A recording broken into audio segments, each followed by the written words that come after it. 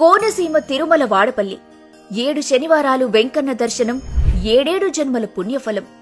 జనవరి 14 బుధవారం భోగి పండుగ రోజు ఉదయం 9 గంటలకు వాడపల్లి శ్రీ వెంకటేశ్వర స్వామివారి సన్నిధిలో శ్రీ గోదా రంగనాథుల దివ్య కళ్యాణ మహోత్సవం.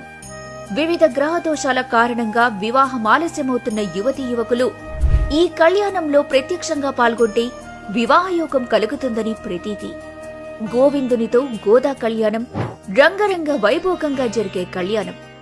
గోదాదేవి తనను తాను శ్రీరంగనాథుడికి అంకితం చేసుకునే సన్నివేశం, ఆ స్వామిలో ఐక్యమవ్వడం ఒక గొప్ప దివ్యలీలా ఘట్టం. ఈ కళ్యాణాన్ని వీక్షించడం వల్ల జీవితంలో అఖండమైన శుభాలు కలుగుతాయని భక్తుల విశ్వాసం.